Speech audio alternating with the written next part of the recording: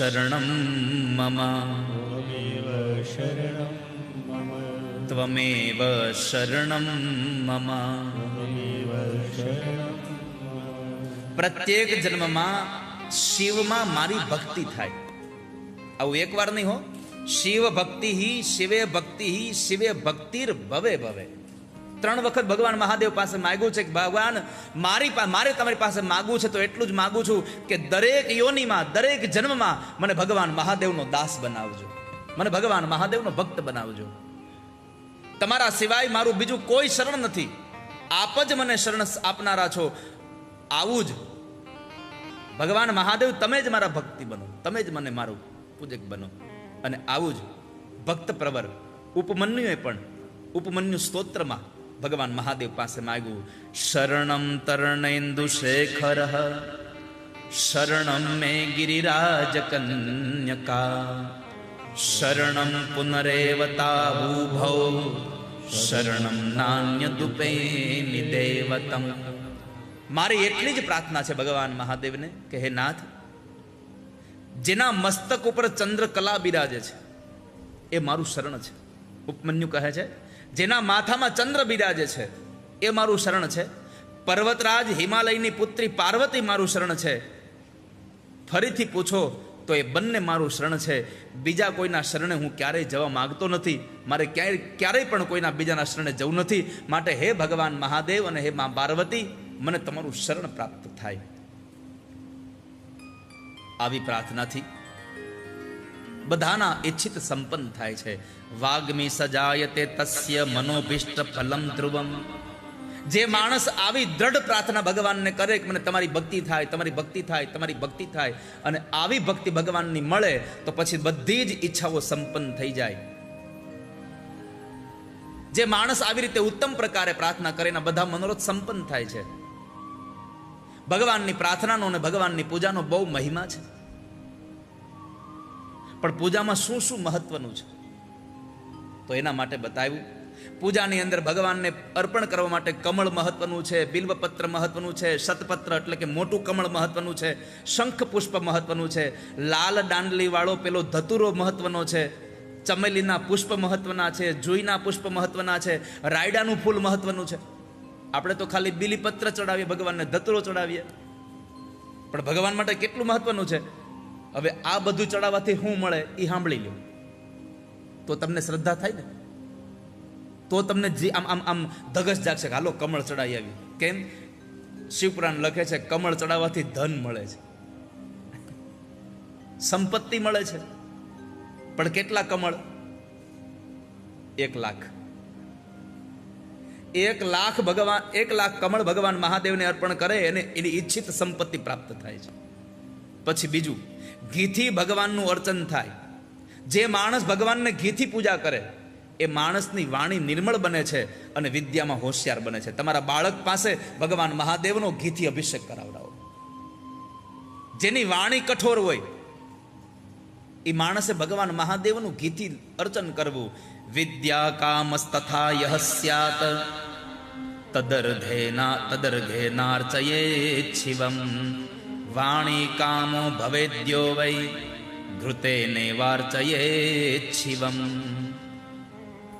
વાણી નિર્મળ બને છે, વિદ્યાની પ્રાપ્તિ થાય છે. લાલ દાંડલી વાળા ધતુરાના ફૂલથી ભગવાનની પૂજા કરે એને બધા જ શુભ ફળની પ્રાપ્તિ થાય છે.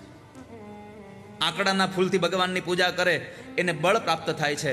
ચમેલીના પુષ્પથી ભગવાનની પૂજા કરે એને વાહનનો યોગ પ્રાપ્ત થાય છે. તમે મહેનત કરતા હોય ને છતાંય વાહન લેવું હોય, વાહન મેળ ન ચડતો હોય તો ભગવાનને ચમેલીના પુષ્પથી પૂજા કરો, તમારી ઈચ્છિત ગાડી મળી જાય. છોકરાઓ, ચમેલીનું પુષ્પ ભગવાનને મહાદેવ ચડાવો. કર્ણના પુષ્પથી જે માણસ પરમાત્માની પૂજા કરે એને સંપત્તિ પ્રાપ્ત થાય છે. જુહીના પુષ્પથી ભગવાનની પૂજા કરે એને અનાજ અને વસ્ત્રની પ્રાપ્તિ થાય છે. 1 લાખ બિલીપત્ર જે માણસ ભગવાન મહાદેવ ઉપર ચડાવે એની બધી જ કામનાઓ સંપન્ન ભગવાન મહાદેવ કરે છે. રાયના ફૂલથી જે ભગવાનની પૂજા કરે, રાયડાના ફૂલ આવે, પીળા ફૂલ રાયડાના, એ રાયડાના ફૂલથી જે માણસ ભગવાન મહાદેવની પૂજા કરે એ માણસના બધા જ શત્રુઓ નાશ થાય છે અને એના બધા જ અનિષ્ટો ભગવાન મહાદેવ નાશ કરી નાખે છે.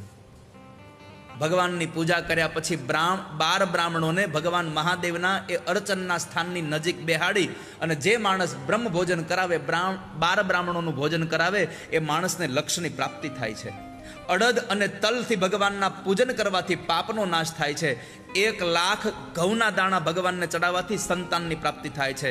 ઘૃતધારા શિવે કાર્યા યાવન મંત્ર સહસ્રકમ. ઘીની ધારા શિવજી ઉપર શિવ સહસ્ત્ર નામ છે. જેમ આપણે વિષ્ણુ સહસ્ત્ર છે એમ શિવ સહસ્ત્ર છે. એ શિવ સહસ્ત્રના નામનો ઉદ્ગાર કરતા કરતા ભગવાન મહાદેવની ઉપર ઘીની ધારાવાળા કરવાથી, ભગવાન ઘીનો અભિષેક કરવાથી વંશની વૃદ્ધિ થાય છે, પુત્રની પ્રાપ્તિ થાય છે. ત્યાર પછી સાકરથી મિશ્રિત કરેલું દૂધ લઈ અને ભગવાન મહાદેવ પર અભિષેક કરે તો માણસની જડ બુદ્ધિનો નાશ થાય છે. ઘરમાં ગમે તેટલો ક્લેશ હોય પણ દૂધનો અભિષેક થાય તો ભગવાન એના ઘરમાં શાંતિ આપે. કારણ દૂધ છે શાંતિનું પ્રતીક છે. દૂધ સફેદ છે, દૂધ શીતળ છે, શીતળતાનો ગુણ છે એમાં. એટલા માટે એના બધા જ ક્લેશ, બધા જ કલહ શાંત થઈ જાય. અને સૌથી મોટી વાત કરી કે પતિ અને પત્નીના પ્રેમનો વૃદ્ધિ પામે છે. જે દૂધ સાકરથી મિશ્રિત કરી અને દૂધનો અભિષેક કરે, ગંગાજળથી જે સ્નાન કરાવે ભગવાનને, એને ભોગ અને મોક્ષ મળે. ધારા ગંગા જલેસ્યેવ ભુક્તિ મુક્તિ ફલ પ્રદા. શિવપુરાણ કહે છે કે ગંગાજળથી ભગવાનને પૂજા કરે તો ભોગ અને મોક્ષ બંને મળે છે. આવા અનેક જાતના ઉપચારોથી ભગવાનની પૂજા થાય તો માણસને અનેક પ્રકારના પુણ્ય પ્રાપ્ત થાય, અનેક પ્રકારના એને ફળની પ્રાપ્તિ થાય છે. સૃષ્ટિખંડમાં બંને પ્રકારની સૃષ્ટિ બનાવી. આવી રીતે ભગવાન મહાદેવ આ સૃષ્ટિનું નિર્માણ કરે એમ આપણે ભગવાન મહાદેવની પૂજા કરવાથી આપણા આ જીવનની સૃષ્ટિ, સંપત્તિ, સંતતિ, ઐશ્વર્ય, પદ, પ્રતિષ્ઠા, આ બધું જે પ્રાપ્ત કરવું છે સૃષ્ટિનું નિર્માણ આપણે ભગવાન મહાદેવની પૂજાથી કરી શકીએ છીએ. ત્યારબાદ કુબેરે ભગવાન મહાદેવની ઉપાસના કરી અને ભગવાન મહાદેવ પ્રસન્ન થયા. કુબેરે એટલું જ માંગ્યું, પ્રભુ મને તમારી મિત્રતા મળે. ઇત્થમ સખિત્વમ શ્રી શંભો પાયેશ ધનદ પુરમ. મને તમારી મિત્રતા મળે અને તમે મારી સાથે નજીક રહો એવી કૃપા કરો. કુબેરનું ધામ છે અલકા નગરી અને એ અલકા નગરીની બાજુમાં જ કૈલાસ પર્વત છે. ભગવાન કૈલાસમાં રહેવા ગયાનું કારણ એ છે કુબેરે માંગ્યું કે તમારી નજીકમાં રહ્યો. પણ અહીંયા એક વાત જોવા જેવી છે, કુબેર પાસે આટલી સંપત્તિ છતાં એણે ભગવાન મહાદેવની મિત્રતા માંગી જેની પાસે પૂરા કપડાય નથી. આનો અર્થ થયો કે બહુ સંપત્તિ હોય એની મિત્રતા કરવી જરૂર નથી, જેનું વ્યક્તિત્વ સારું હોય એની મિત્રતા કરવી જોઈએ સંસારમાં. જેની મિત્રતા કરવી જોઈએ સ્વભાવ સંસારમાં. તો ભગવાન મહાદેવની આ પૂજા વિશેનો આવો મહિમા સૃષ્ટિખંડમાં બતાવી અને અહીંયા આગળ સૃષ્ટિખંડને પણ વિશ્રામ કરી અને ત્યાર પછી સતીખંડ એટલે કે આવતીકાલે માં સતી દક્ષને ત્યાં પ્રગટ થયા એની કથા. એ સતીએ પોતાનો દેહ ત્યાગ કરી અને હિમાલયને ત્યાં પાર્વતી બનીને આવ્યા એની કથા. અને એ પાર્વતી બની ભગવાન મહાદેવની પૂજા કરી અને ભગવાનને પરિણ્યા. તારકાસુરનો ઉદ્ધાર કરવા માટે થઈને એને પરિણ્યા. તો એ શિવ અને પાર્વતીના લગ્નની કથા આવતીકાલે સાંજે. કાલે કઈ રાત્રે કાર્યક્રમ નથી ને? તો વાંધો નહીં હો, કારણ કે કાલે લગ્ન છે, મોડું થાય. કારણ કે શિવજી હાવ ધીમા હાલતા હતા લગ્નમાં. હું કાલે વર્ણન કરી તમે સાંભળજો લો. અને એટલા કરોડો માણસો લગ્નમાં આવે તો વાર તો લાગે ને, જમણવાર થાય, એનો વરઘોડો નીકળે, બધા નાચતા કૂદતા આવે, એ જાનની સ્વાગત થાય. એટલે કાલે રાત્રે કઈ કાર્યક્રમ નથી, પણ કાલે ભગવાન મહાદેવના લગ્ન છે એટલે થોડી વાર લાગશે, એ વાત પાકી છે. તો કાલે ભગવાન મહાદેવના લગ્ન, માં સતીનું પ્રાગટ્ય, માં પાર્વતીના પ્રાગટ્ય ઉત્સવની કથા સાથે કાલે 4 વાગે મળીશું. આવો આજના દિવસની કથાને અહીંયા વિશ્રામ કરીએ, પણ વિશ્રામના સમયે 2 મિનિટ માટે ભગવાન મહાદેવના દરબારમાં આપણે સૌ ભગવાન પાસે નાચી લઈએ, ભગવાન પાસે થોડી વાર રમી લઈએ. કારણ દીકરા દીકરીઓના લગ્નમાં તો બહુ નાચ્યા, કોઈએ નોંધ ન લીધી. ભગવાનની સામે નાચી લો. એકવાર ભગવાન મહાદેવ અહીંયા તમારી નોંધ લઈ લેશે. પરમાત્માની સામે નાચવાનો ફાયદો એક જ છે.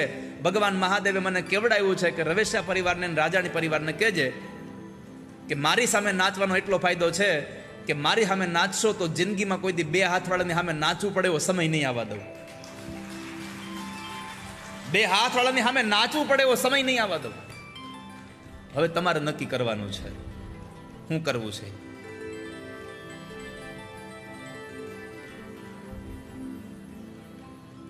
ચંદ્રમૌલી ચંદ્રશેખર હે ત્રિપુરારી,